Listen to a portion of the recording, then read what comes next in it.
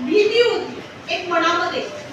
आणि त्यानंतर काही असे आदेश निघाले की मुलगी ही वंशाचा दिवा, म्हणजे आज ती माहेरी असताना माहेरचं सुद्धा नाव ती उंचावते आणि सासरला गेल्यानंतर सासरचं पण नाव उंचावते। आणि तिला म्हणतात दोन पिढी घडवणार। पण आजच्या जमान्यामध्ये आधुनिकीकरण आलं आहे। आधुनिकीकरणामध्ये मोबाईल आलेले आहे आणि मोबाईल हातामध्ये आल्यामुळे अशा काही घटना घडत आलेल्या आहेत हे आपण प्रत्येकाला माहिती आहे। म्हणजे जे न बघणाऱ्या गोष्टी सुद्धा बघत आहे आजची पिढी। कोरोना आला, कोरोनामध्ये जास्त मोबाईलचा संपर्क आला आणि जे लहान वयातले सुद्धा मुलं अशा आहारी जाऊन लागली आहे। मग अशा वेळेस आपण रस्त्याने येते म्हणे, एखाद्या बस मध्ये येतो, एखाद्या ऑटो मध्ये येतो किंवा पायी येतो, पायी येत असताना रस्त्याने चालत असताना सुद्धा किंवा सायकलने येत असताना अशा काही बऱ्याच घटना घडून जातात। खूप काही असतात पण त्या सगळं दाखवल्या नाही जात। आता लहान मुलं म्हटलं, लहान मुली, आता बदलापूरमध्ये झालेली घटना म्हणजे अगदी लाजिरवाणी आहे। हा देशातल्या प्रत्येक व्यक्तीला, ती स्त्री असो या जेंट्स असो, ही लाजिरवाणी घटना आहे की त्या चिमुकल्या मुलांवर एवढे अत्याचार होतात। मुलांनी शाळेत जायचं की घरी राहायचं हा प्रश्न पडला। म्हणजे मुलगी आज आई वडिलांना, आम्हाला, तुम्ही पण आमची मुलं आहे, मुली आहे, त्याच्यानंतर तुमच्या आई वडिलांना सुद्धा असं वाटत आहे की मी जरी माझी मुलगी मोठी झाली तर मी शाळेत जाणार आहे, रस्त्याने सुखरूप जाणार आहे, सुखरूप घरी पोहोचेपर्यंत एक आतुरता लागलेली असते मनामध्ये की माझी मुलगी बसने गेली तर ती घरी पोहोचेल किंवा नाही, काही असं घडेल का तिच्यासोबत। म्हणजे एक मनाला अंगावरती शहारे येणाऱ्या घटना आजकाल घडतात। पण ह्या घटना माहिती का, सगळेजण जागृत जेव्हा आपण होऊ, प्रत्येकांना वाटतं हे सगळ्यांना माहिती, आता तुम्ही मोठे झाले आहे तर त्याच्यामुळे ह्या गोष्टी माहिती आहे तुम्हाला। लहान मुलांना नाही कळत, एखादा चॉकलेट दिलं की असं वाटतं की चॉकलेट दिलं आहे तर घेऊन घ्यावं, बरोबर आहे। चॉकलेट, लहान मुलांना चॉकलेट घडलं की खूप काही म्हणजे आकर्षक वाटते। तर अशा काही घटना असतात तुमच्या आजूबाजूला खेळत असणारी मुलं आहेत, मुली आहेत, तर त्याच्यामध्ये सुद्धा काही लोक काय करत असतात की चल बेटा तुला चॉकलेट घेऊन देतो। एक आपल्या दूरची आपण कडांमध्ये राहतो, कामठीला सुद्धा 50 वर्षाच्या एका व्यक्तीने एक मुलगी बाजूला खेळत असताना तिला चॉकलेटचा आमिष दाखवून तिच्यावर सुद्धा अत्याचार केलेला आहे।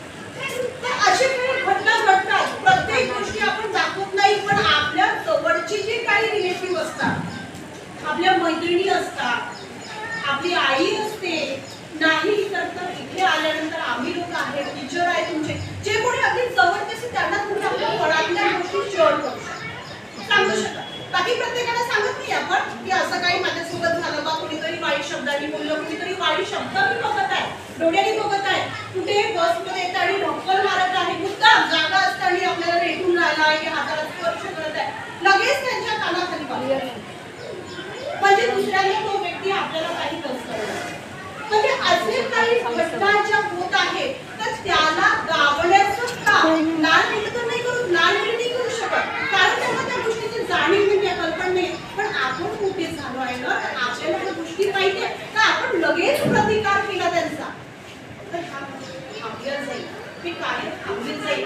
नाही तर आजच्या कंडिशन मध्ये एक डॉक्टर बनलेली व्यक्ती सुद्धा तिने रात्रभर जे मरीज होते त्यांची काय केली आहे, सेवा केली आणि कुठेतरी थकली बिचारी, तिने आराम करण्याचं बघितलं तर काय झालं, तिच्याकडे पर्याय एवढा उठला नाही। अशा कितीतरी घटना होऊन गेल्या।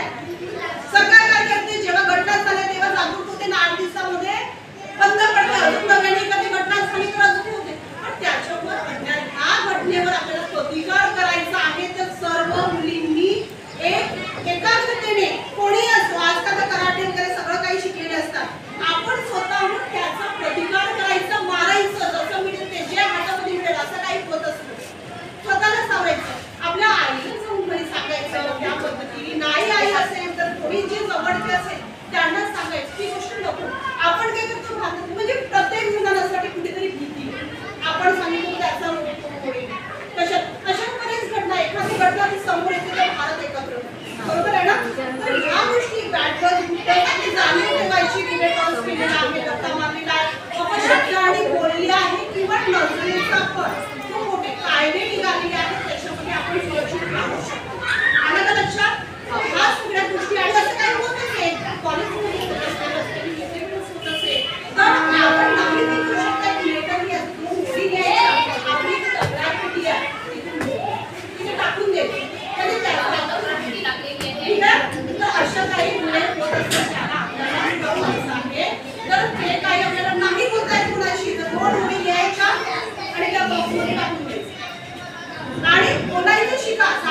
शिका.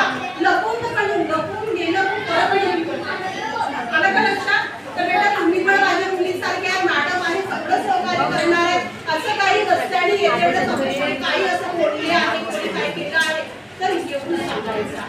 आजच्या दिवसासाठी एवढंच कारण की या वारंवार घडणाऱ्या घटनांना काहीतरी आळा बसला पाहिजे, तुम्ही थांबलं पाहिजे.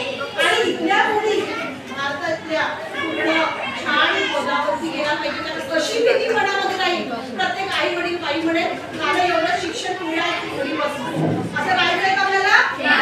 शिक्षण करायचं आहे. जे काही अशा गोष्टी असल्या तर सांगायला शेअर करायचं, विरोध करायचा आहे. तर तेव्हा